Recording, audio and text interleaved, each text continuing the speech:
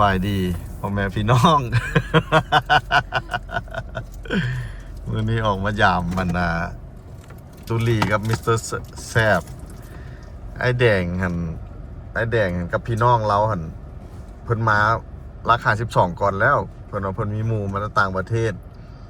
เรามาตั้งถิ่นฐานอยู่ลาวมีฟาร์มมีอย่างนี้แหละแล้วไอ้แดงอยู่พุ่นแล้วเดี๋ยวนี้เพิ่นกำลังครัวกินถ่าอยู่เขาก็เลยมาออกมาหับชวนตุลีไปน้ำกับหมูตุลีก็ว่าโอเคเดี๋ยวมาพอดีมาฮอตเมียงน้องน้ำฝนเมียงก็หัวอยู่น้องน้ำฝน10 โมงกับโมงเห็นแล้วหัวอยู่ก็บอกแล้วกินนี้ระวังมันติดแคลอ๋อ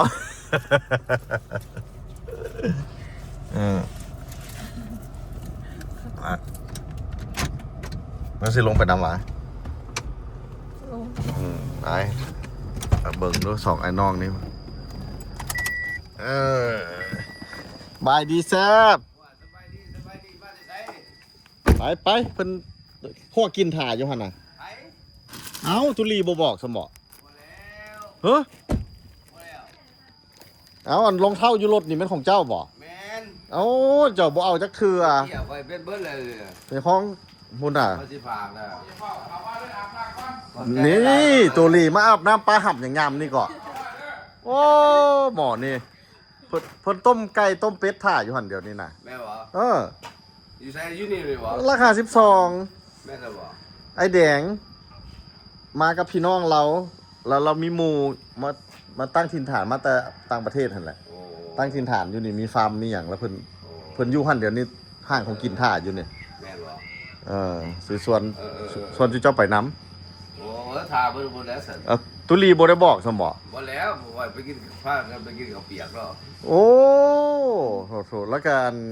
มิสเตอร์ไลท์หั่นพี่น้องเสียแน่กันมือแรงคันอยากไปอยู่นี่พลโฮงพูดห้องป้ามองเก่าอีกแล้วบ่กลายไปพุ่นอีกกลายพุ่นห้องไปอีกกลายไปพุ่นกันสิบอลขวาพุ่นนะบ่แม่นแท้บ้านเกินพุ่นบ่ยังบ่ฮอดบ้านเขินแต่ขวาสิไปข้ามบ้านเกินไปบ้านเกินไปเลยที่สุดดิบ่ไปเลยได้กลับคือใต้ได้กันไปเลยบ่ไปเลยแบบว่าไปแบบค่ำบ่ที่จะได้บ้านก็บ่ก็ถ้าเบิ่งตัวจริงโอ้ถ้าเบิ่งตัวจริงก็จุเจ้าจากขั้นจากไปตะนีก็ไปตะนีขั้นจากไปน้ำกันพุ่นก็อ้ายมาส่งตามใจนะฮะนี่อัปเดตนี่งานตุลี2 คนอยู่น้ำกันสักไล่เลย3-4 คนเลยเพิ่นกันแหละว้าวบ่ถ้าเปิดห้านนะเรื่องอย่างสิเอาอยู่นี่รถเขาแนะนำกันนะคันเฮ็ดดีแล้วมาอัปเดตตู้เย็นเดี๋ยวตู้เย็นเป็นจังได๋โอ้ยให้เปิดตู้เย็นนี่พูดราคาก็บ่เอาออกอีกราคาอันติดไว้หั่นติดไว้หั่นได้ไม่หยังหั่นน่ะราคาบ่หั่นโอ้4 ล้าน 5 4 ล้าน 5มาไว้อยู่นี่แหละติดไว้อยู่มีแต่บ่เกี่ยงมาก็เอาไว้แล้วบักไฟนะโอเคนี่ตุลี2ไอ้น้องมิสเตอร์แซบก็มาแต่สวรรค์เขตสองเวียกเฮ็ดได้เนาะเรียนแล้วสองเวียกเฮ็ดสบายดีพ่อแม่พี่น้องเนี่ยไปหับตุลีมาแล้วนี่นะสบายดีตุลีกับแซบสบายดีนี่4 คนเจ้าเฮากำลังสิไปหาไอ้แดงกับพี่น้องเราออกมาก่อนแล้วเพิ่นต้องเห็นตัวห่านใหญ่ๆเบื้องขวามือบอกนี่เขาไก่ราคา12มาหน่อยนึงแล้วนี่นะมาหับ2ไอ้น้องอยู่ราคา12นี่2ไอ้น้อง ยิ้มบักใหญ่ ใส่เบิ่งดูเขาเห็นสร้างแล้วเดี๋ยวนี้นะเขาเห็นสร้างใหญ่แล้วนี่ยังบ่เห็นห่านเถื่อเห็นวอตุลีเห็นสร้างหมดเลย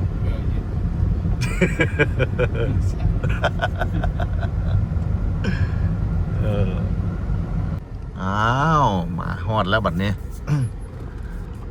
โอ้ดินเราคือชิ้นใหญ่เลยนี่นะล้อมหัวไว้พุ่น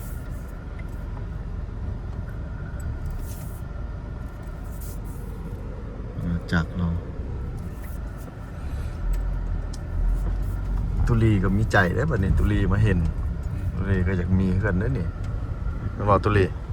มือไหนมือหนึ่งต้องมีตัว มือใดมือหนึ่ง ต้องเป็นของเราคือกันเนาะนี่มีดินใหญ่ๆเป็นบ้านสวนความฝันของทุกคนเป็นอย่างซี่ความฝันมันเป็นภูเป็นอย่างเขาเจ้ามาถ่ายภูเป็นผา ยังได้กินอีกสิ่งที่ว่า จังไว้ก็อยู่จังซี่นี่แหละบ้านสวนนะตุลีสวนกับเจ้าโมเป็นบ้านนะสวน ให้ให้ ไปนักท่องเที่ยวเฮา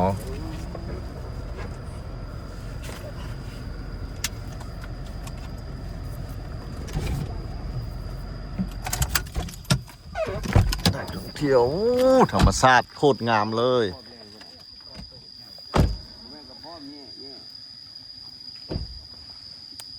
นี่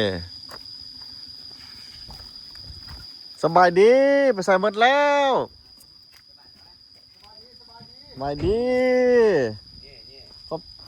ขอบใจเด้อขอบใจสละเวลาอันมีค่าออกไปหับ หงตัวบักใหญ่นึงมามันยังบ่ถึงกันเลยบ่เห็นหงตัวบักใหญ่เนี่ยหงดำอ้าวไอ้แดงนี่สิบ่โง่ยลงนี่สวัสดิ์ละนี่นะเบิ่งนู่นนี่นะสบายดี สบายดี สบายดี ป้าคือมาขักเธอนี่นะอยู่นี่นะป้าธรรมชาติความใฝ่ฝันของแต่ละคนเป็นไผ่แล้วเป็นเจ้าของ โอ้สบายดีเจ้าของสบายดีชื่ออย่าง ซื้อบุญไทย บุญไทย อันนี้ซื้อไอ้รัดใจดียินดีที่ฮู้จักผู้นี้นี่ยิ้มตลอดเลยผู้นี้ โอ้ มู่อ่ะผู้นี้ หมู่เดียวกันกับทหารนี่แหละ ว่าดินจะดินคือ คนซื้อ27,000คนเหรียญซื้อนี่มาซื้อนี่ ชื่อโดนแล้วป่ะ ซื้อได้3ปีเมื่อวานเนาะ แล้วมันกว้างเท่าไหร่ล่ะเนี่ย ทิกตาหนึ่ง กล้าปลาย ป้า ไปหนึ่ง เฮกตาร์หนึ่งกับ10 ไร่6 ไร่ ไร ไล่ไป 6 ไร่ป่ายเนาะแล้วดุดเด็ดนี่จะมาบุกเบิกเอาวะเรือเพิ่นดุดให้แล้ว บึกเอา มันพอมีนุดมีอย่างดีเด้ อันนี้ก็ ดุดก็ได้ดินไปขายอีกได้อนี่ บัวแล้วดุดเอาที่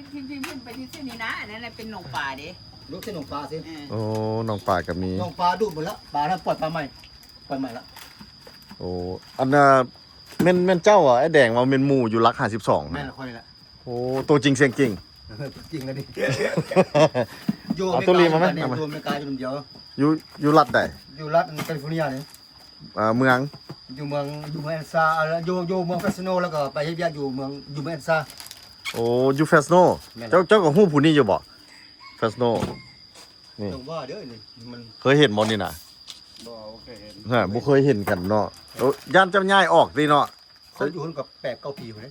เป็น9 ปี นั่นแหละ ปีใดเว้านี่ ค่อยมา2003นะ มาลาว นั่นแห 2003 ละ เอามาแล้วจึ้งเลยป่ะ จึงเลยแหละ แล้วเงินเกษียณอย่างใดอยู่บ่ล่ะ บ่ ทิ่มเลย ทิ้งเลยเอาบ่อนมัน หรือว่าอายุยังบ่ฮอด โอ้มันกว่าอายุค่อยก็67 ปีแล้วอายุน่ะ ฮอดซำบ่ นี่ทางเสียวนี่ เบิ่งคือห้าวหันแท้ซั่น ทางแม่ก็เสียวนี่เก้าแดงเกิดปีเดียวกันนี่ โอ้เจะมีความสุขทางใจเจ้าก็เลยเบิ่งขนมเนาะ เก้าแดงเกิดปีเดียวกันนี่กับมัน เบิ่งเจ้ายิ้มตลอด เจ้าเกิดปีเดียวกับไอ้แดง นั่นแหละ อ้าวไอ้แดงบอกข่อยว่าเรา75 นี่สิฮอดตายบ่ โอ้มาหาตัว เจ้าไปดีเดียว หาตัวน้องตัวนุ่งเนาะ ผู้นี้ก็70ปลายเนี่ยอยู่น่ะไม่ได้อ่อนนั่นนี่ เอ้าฮอดซำบ่ ไปแกเป็นไอ ตุลีว่า70ปลายเบิ่งหน้าเบิ่งตา เรายังนั่นอยู่ เบิ่งคือยังหนุ่มอยู่ผมก็ดำ เพราะ หา ว่าผมนี่ได้ย่อมเป็นยังเป็นสิรอกอันนี้นะ เออเอ้าเดี๋ยวมาถามก่อนนั่นไอ้แดงกับเจ้าเกิดปีเดียวกัน มันได้เกิดปีเดียว ได้จักปีแล้ว 1,959นะ ได้จักปี ได้67อย่างเข้าแล้ว โอ้ไอ้แดงขี่ตัวกันเพิ่นว่าเพิ่น75โอ้หาตัวน้องตัวนุ่งเพิ่นน่ะเต้ ตัวเขาว่าเพิ่น75จังเทศหากับ60ปลายเนาะ 67นะ 67นี่มันแน่ใจว่าข้อมูลเจ้าถูกต้องว่าข้อมูลนี่ ก็ พอเราบอกว่า75ได้ มันได้ทราบมันก็พวกแดงคนคิดเยอะมันไปพระไปแล้วกันไก่ปิ้งบ่ปิ้งน้ำเปรี้ยวบ่ไก่แล้วต้มบ่ไก่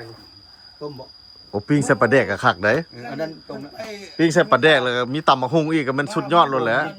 ตำมักทั่วมักแตง นี่ แม่นบ่ พ่นโบราณนั่นเชี่ยวฮัก แล้วอันใส่แล้วครอบครัวเจ้า ขายเครื่องอยู่พุ่นไหนขายเครื่องอยู่ร้านอยู่หงเลื่อยขายเฟอร์ขายลาบอยู่พุ่นนี่ พว เดี๋ย ก ว โบ คน ราณ มาบุกเบิกอย่างนี้ โอ้จะมีธุรกิจอีกเนาะอ๋อมีไก่เหรอนะ พวกโบราณพวกขึ้นตาจะแดกก็พวกนี้ ปีหาน้ำแดกบ่รู้ว่าสิเฮ็ดให้เรา หาปลาแดกก็คักเลย สุดยอดเลยแล้วนี่ พากันต้มตัวนึงแล้ว นี่ก็ตัวเป็นรถไก่นะ ขึ้นมานั่ง ขึ้นมา ตุ้มกินตัวนึง ห่วยคือแท้ผู้นี่คือเว้ยเคยเห็นมาก่อนว่าจังได เคยแล้ว โตพุ่นจะชานอีก มาแล้วทักให้เบิ่ง ใจเฮ็ดมันสิแล้ว เป็ดไก่บักกะหลายต้องมีคนเฝ้าได้นี่เนาะ เขาอยู่นี่ประจำ โอ้เจ้าอยู่พี่ แม่นละ เพราะว่ายามกลางเว้นพุ่นไล่อันผู้น้อยอันนี้กลางมื้อกลางคืนจังมา มาเสียว จังไรเด้อค่ะเนี่ย อืม คนราคาสิทองเป็นจังซี่หมดคนล่ะ นั่นนะแต่ว่าตุลีงงเดี๋ยวนี้ตุลีกับคนแฟชั่นโน่เขาคือบ่เคยเห็นแล้วว่าตุลีว่ะ บ่เคยเห็นแล้ว อยู่จักปีอยู่ บ่ แฟ เคยเห็นบ่เคยเห็น บ่เคยเนาะ เขาอยู่8 ปีเลย8 ปีก็ปีเลย ปีหนึงปีใดหาปีใด ประมาณ ไปสอบ13 ต้นเราอยู่เจ้ายังอันอยู่พุ่นอยู่ต่างเมืองอยู่ อืม บักเซ็งประจำหมู่เขาหมดนี่บักเซ็งบักกอนโบราณเลยหมู่เขาหมดนี่บักแคบขี้หมู่เขาหมดนะ โอ้กับหมู่เดียวกับไอ้แดงนี่แหละสั่นน่ะทีมเดียวกันนี่แหละ อยู่ต่างเมืองอยู่ ยังอยู่ต่างเรื่องอยู่ เจ้าอยู่ต่างเมืองที่หรือว่าอยู่ต่างรัฐ อยู่แต่ มัน เฟ อ ส ยู่ โน ต่างเมืองอยู่ ต่างเมืองต่างรัฐหั่นแหละ ต่างรัฐ แล้วผู้นี้ก็ฮอตเจ็ตซะบ่ โอ้ยเจ็ดปลายหน่อยยังเลย ว้ายเบิ่งยังหนุ่มเนาะเจ้าต้องดุมันแท้ๆเลยเบิ่งคอยขอเบิ่งมือเจ้าหน่อย แล้วเฮ็ดเวียก เด้คนดูมัน แล้วอยากคำมันกับ ฮะ เจ้าคำมึงด้วยมือกันเป็น คน อะไร คนเฮ็ดเวียกตลอด ขอยโบค้ำค่อยกับหู้นะค่อยเห็นมือเจ้าแล้ว อยากให้เจ้ากำแห่งกำให้ข่อยมึงลุกแข็ง ข่อยย่านเจ้าเจ็บกล้ามข่อยใหญ่ได ข่อยย่านเจ้าเจ็บ ลองปั๊มเบิ้งกันอย่าง เจ้า นั้น เจ้าสิห้องอ้างนี่เจ้าบ่เห็นว่ากล้ามข่อย โอ้โหเนื้อลมๆที่พยานจังหน่อยเลย ผมบ่อยากบีบแฮงย่านเจ้าเจ็บ นั่นคือยุ่นักการ โอ้นั่นกล้ามยังน้อยกว่าของข่อยจ้ะดู เฮ็ดเวียกหนัก โอ้ไอ้น้อยนั้น10เมตรว่าหั่นโอ้ธรรมชาติลม ส พัด บาย เย็นย่อยๆโอ้เป็นเจ้านอนไอ้แดงจมหาตลอดน่ะกายมาแถวนี้มาเฮือนอยู่หลังวัดมัน หลังนึงอยู่หงเลื่อยพี่ขายเฟอร์พี่มีเงิน2หลังเลย โอ้ไปเฮือนสองหลัง แล้วดีตัวลูกอยู่พุ่น มันนั้นลูกสาวกับเมีย ลูกสาวเสี่ยวแม่แม่เสี่ยวอยู่ในมันซาวนะแม่ลูกสาวแม่อยู่ฮะเสี่ยวมาซาวนะ โอ้เป็นท่อกันเลยแบบเจ้ากับไอ้แดงอายุข้อมูลไอ้แดงมาหาตัวน้องตัวนุ่งว่า75ว่าซั่นแต่แท้60ปลายเออ75เพิ่นน่ะเพิ่นว่าเพิ่นน่ะ กินมะม่วง เลยพ่อม่วงๆนะนี่ เอานั่งนะ เอาขึ้นมานั่งเนี่ย คือมัน เอา นั่ง ส้นนั่ง โอ้ยหมดเป็นม่วง ถัด ออกมาที่ม่วงนี่ นั่งแม่ไอ้ใหญ่ ท่าเดียเย็นเลยมีกระติกซิ ไม่สด เอาไม่เลย เอาเจ้าหูคงไม่สอดปะ มูเลยเนาะ โอ้ ห่วย โอ้ตีไก่ได้นี่เนาะ ติดมูบอกควยอายุบ้านให้มูก็เงิม ยุบให้บางนึงบ้าน โอ้สองไอ้น้องมาฮอดพี่เสยเนาะ มัน ไอ้ ไฟ เด็ก ดับเด้ อยู่บ่ได้เด้อเนาะ ฮอน ช่วงนี้ไฟดับเรื่อยๆเพิ่นมักดับวันเสาร์วันอาทิตย์ บ่เลยเขาใส่สายไหม อืม ฮัลโหล ติโทนมันเป็นธรรมชาติแท้ๆเด้อบ่อนเฮาอยู่นี่นะของแท้นี่นี่ อยู่พี่อยู่รักกัน52ปีกันน่ะ มันให้เลยโอ้ยตัวเจ้าหูจังว่าผมไม่สอดแล้วมีสอด อยู่ราคา12 โอ้เจะภาพครัวเองเลยเนาะ ได้แล้ว เอาไปยับไปยับ เจ้าภาพเฮ็ดให้เลยเอ้ย เอ้ย ไอ้รัดแต่อยู่พี่เนาะ ไอ้รัชดี อยู่แบบธรรมชาติเนาะปิ้งไก่เราโอ้อยู่ป่าอีหลีเลยเฮาอยู่นี่ของแท้อ้าว FC เฮามักบ่ชีวิตจังซี่นี่ชีวิตเราหนีจากอเมริกามาอยู่จังซี่นี่เด้เราเฝ้าอยู่นี่เลยว่าซั่นเฮือนอยู่ลุมพุ่นก็ให้เมียเบิ่งกับลูกห้านขายแต่เราแท้มันมาประจำอยู่นี่ใช้ชีวิต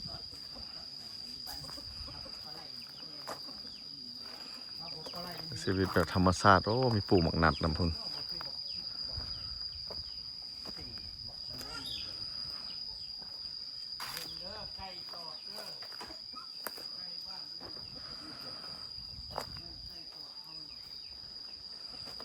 โอ้ทุชีวิตบ้านปลาย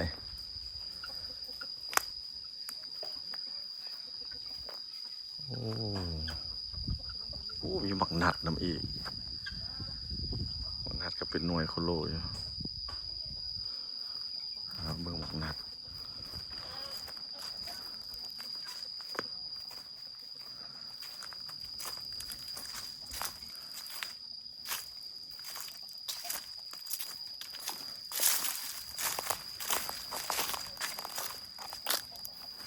โอ้กินได้ละตีนแถมหมักนัดนี่ว้าวนี่หยองโคโลเคเล่อยู่คักเว้ยนัดบักหลายนี่ตัวเหลืองแล้วก็มีโอ้บักนัดได้ก็เป็นหมดสุดยอด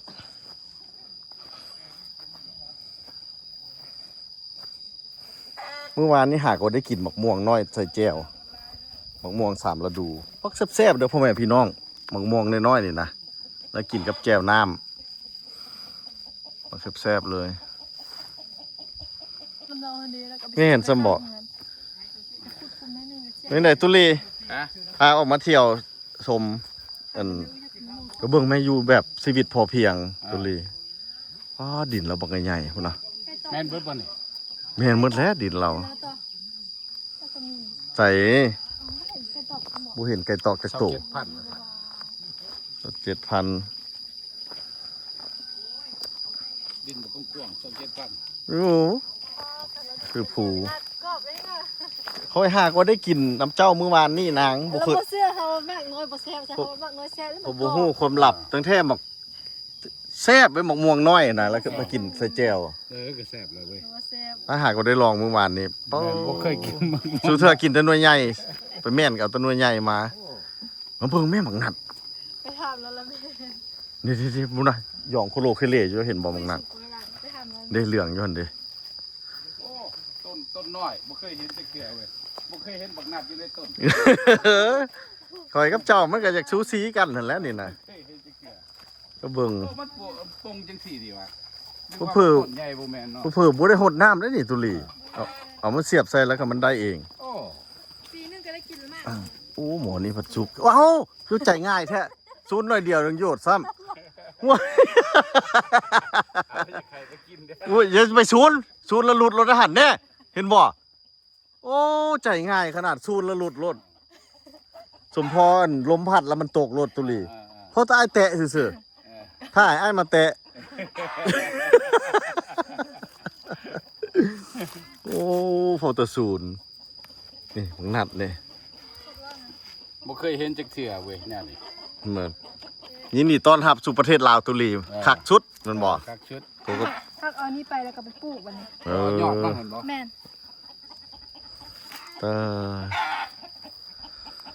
โอ้เขาก็อยากเอาไปเสียบคือกัน สุกแล้วนี่ ไปไปลมกับเจ้าของเพิ่นดูว่า ไปแล้วแม่ นั่นได้บ่ เอาเอาหมูอ่อนนี่ บ่อันนี้ซูนซื่อๆนะ บ่สิกินเอาหมูอ่อนไปแต่งใจนะ ซูนซื่อๆกับเฮียโอ้เพิ่นมักเลี้ยงไก่เด้อผู้นี้โอ้ไก่เพิ่นหลายเว้ยไก่หลายเอาน้องน้ำฝน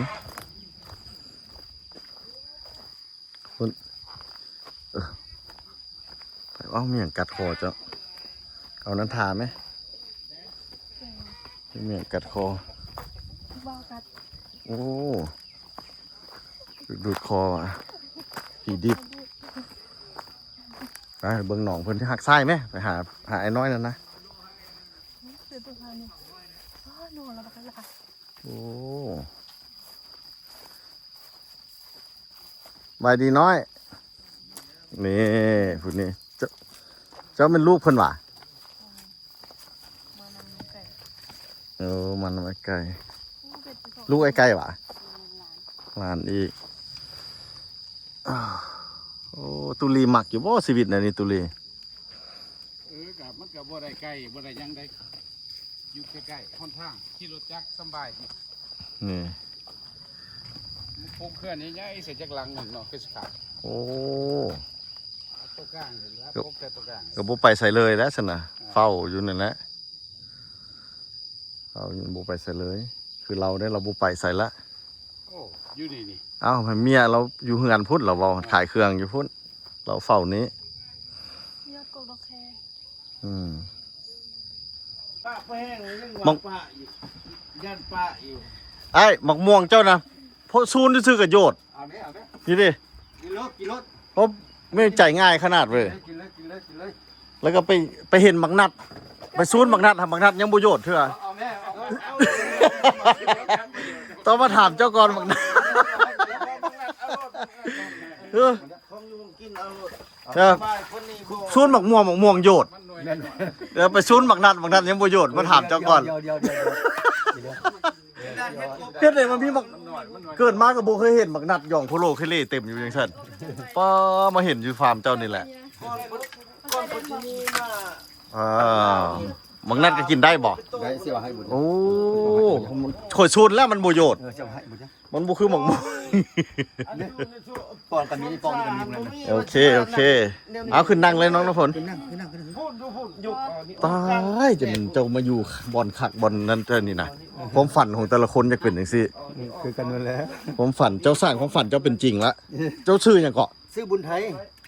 น้ำกุศลราช โอ้ไอ้บุญไทยเนาะ คือกับอัน อ๋อ เชี่ยวมัน ดีใจน้ำเด้อเจ้าข้างความฝันเป็นจริงละ บ่พรมันก็หัวล้าน มักนัดสุดตะข่อยซูนมันบ่หล่น สันดานได้ผมหัวล้านนี่มักเช็งหนึง โอ้บัดเจ้าไปซูนแล้วมันหล่นเนาะ เวลาก่อนเพื่อน เจ้าเบิ่งแม่ปุนะตุลี อ่าบอกนัดสุดๆเลย ป้าหน่วยบอกใหญ่เออ โอ้อันต้นละ คือไปขายมื้อไหนป้าก็ไปขายมื้อแล้ว 5 ลิตรน้ำเหล้าโลดโลก คนทำก่อนต่อบุญไปเห็น ก็เคยเห็นบักนัดอยู่ต้นหย่องโคโลอยู่ไม่เห็นอยู่สวนเจ้านี่แหละนี่นะชูเทือซื้อเอาไปอยู่ตลาดชูเทือซื้อแต่อยู่ตลาดหันบ่เห็นอยู่ต้นนะ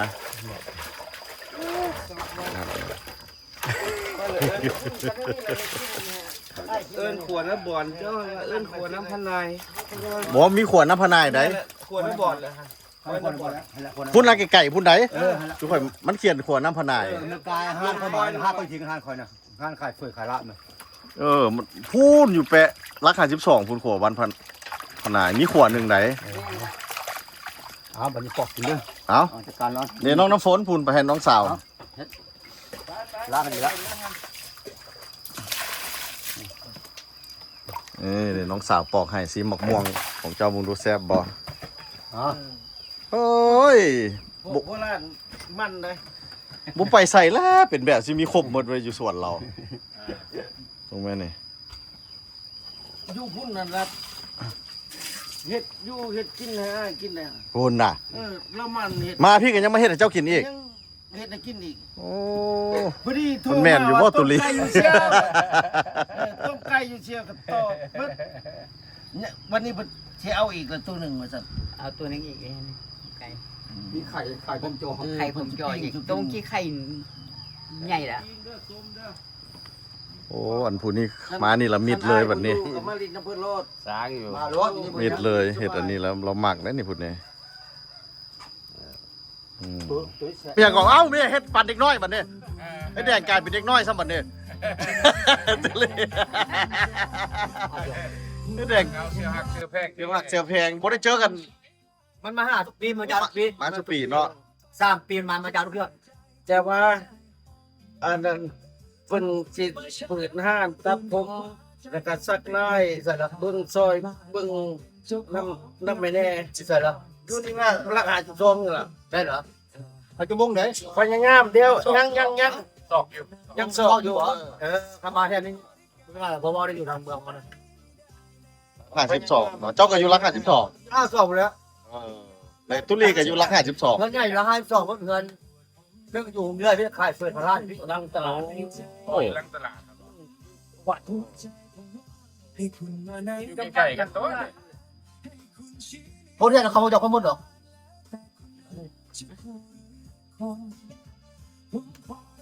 เอ๊ะหมักนัดเพิ่นไปเด็ดมาเมื่อกี้ นั่นเขาที่แท้ก่อนอยู่อเมริกานี่มันโม่เป็นที่พนัดนะชมกิน แม่นสมอ มีแต่พนัดแม็กอเมริกานะ พอมี แต่ขอเฮ็ดตอนน้อยแน่ เงินมากินข้าว บ่พอกันกิน ต้องแดด เจ้าเอาเนื้อออกนะมันผลทางกลางกันนะมาพอเลิกๆนะ อยู่อเมริกานี่เฮ็ด สิบ่รู้เรามาแซ่บนั่นแหละก็อยากฆ่าพิสูจน์ ไม่คนบ่แม่เทียบคนใด เรื่อง ฆ่าพิสูจน์ผมว่าเพิ่นว่าแซ่บ โมเมนต์ว่าเคี่ยวจนจะตั้มโอ้คนสิ ขนาดว่ามัน ไม่ได้ เพราะมันหวานเนาะ มันหวานมันเอาออกมาจากแล้วมันหวาน บ่มีมันบ่มีเสื้อส้มเลยหมักนัดเนี่ย หวาน ตัวไหนชอบจอมฮับเขาบ่ อืม เจ้าเป็นข่าวแล้วเนาะ เจ้ามาเจ้าเงินเจ้าเงินพร ว้าว หวาน บาท มันเป็นหมักนัดหวานน่ะเนี่ย เออ บ่มีส้มเลยบ่มีเสื้อส้มติดในน้ำ ตอนนั้นคนนี้เงินอยู่แสนคนยันนะตอนนั้นคนเสื้อกับไม่เชียว30 บาท ท่านพ่อเห็นไหมพ่อเราใส่เส้นอกไก่เยอะ นั่นแหละ นั่นแหละคนละเสื้อมันนะ โอ้ขั้นคนไปยังเงินคอยได้ บางนี้ไปบางนี้ได้ส่วนคนขายเครื่องบาทได้เงินที่4แสนการก็อย่างเดียว แล้วมันเชี่ยวฮะเพี้ยนเจ้าได้ ว้าวน้องน้ำฝนเฮ็ดแกงให้กินเบิ่งดูนี่เพิ่นมีการยามอีกเนาะว่าสุกหรือบ่สุกบ่ออกมาจิเบิ่งบ่ได้ละทีนี่มันนั่นเดี๋ยวนี้มันกินข้าวสวยเดี๋ยวนี้ได้ข้าวสวยเสียงเมี่ยงเพอเดี๋ยวนี้มันบ่มัน3 โมงแล้วป่ะยังบ่ได้กินข้าวสวยนี่3 โมงแล้วนี่ แย่ไปเลย ไอ้แก้วบ่ ไอเกตน้ำแต่ว่าน้ำแห้งหมดแล้ว เอาน้ำมาเติมอีกบ่เติมน้ำอีกน่ะวิธีเช็คเพิ่นยังหยาบอยู่ต้มอีกหน่อยนึงเอาน้ำใส่อีกบ่น้ำปลาใส่เอาโอ้เขาเว้าดิปานเฮาฮู้จักนี่แหละเฮาหาเว้าไปซื่อเอาเว้าไปซื่อนี่บรรยากาศอยู่เถียงนาเรา มาแต่ต่างประเทศนะต่างประเทศมาอยู่ลาวเลยบ่กลับเลยพุ่นน่ะ โอ้เติมน้ำบักกะหลายเลยน้ำปลาใส่อีกเนาะใส่น้ำปูน้ำปลา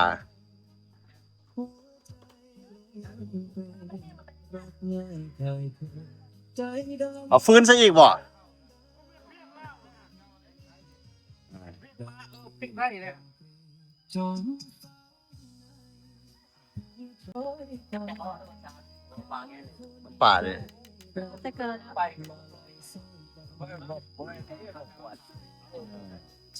ฟืน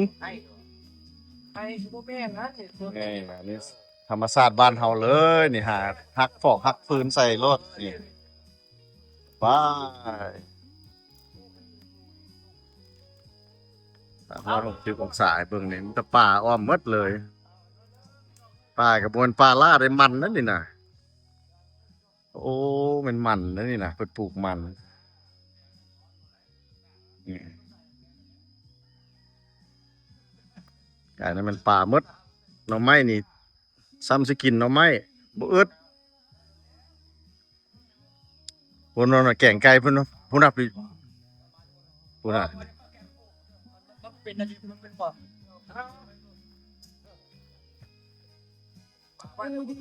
บ่แก่มัน พุ่นน่ะโอ้โหเอาของดีใส่อีกพุ่นน่ะโอ้ดีใส่แล้ววงกันไปใส่หลาย เ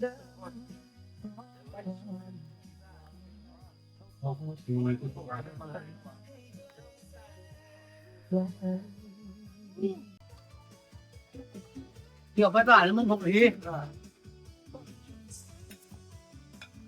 เอาน้ำใส่ในมันเทใส่เลยน้ำหลายๆฮ้อนบ่ ส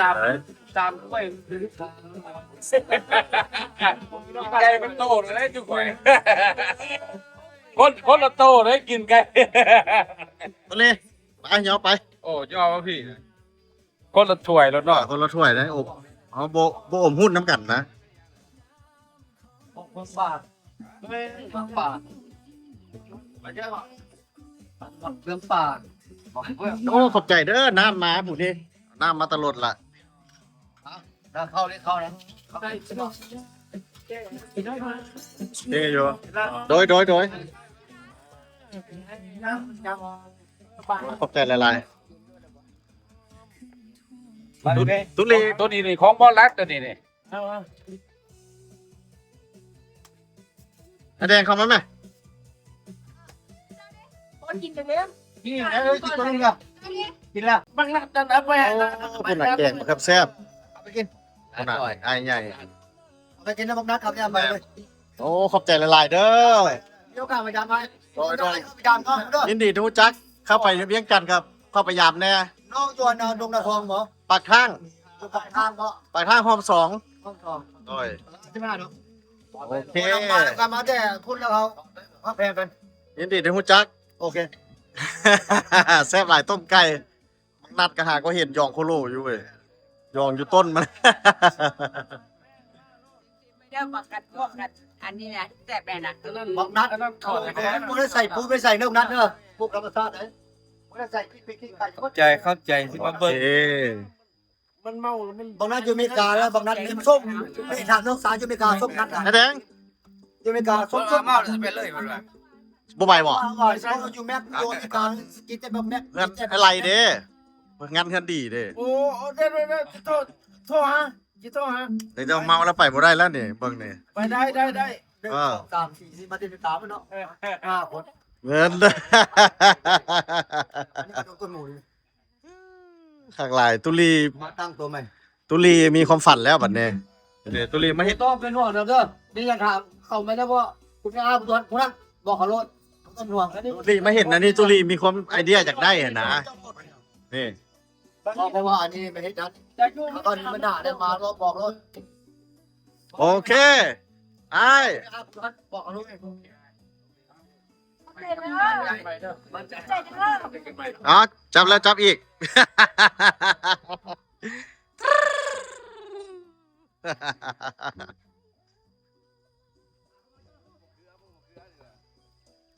เดี๋ยวสิย้อให้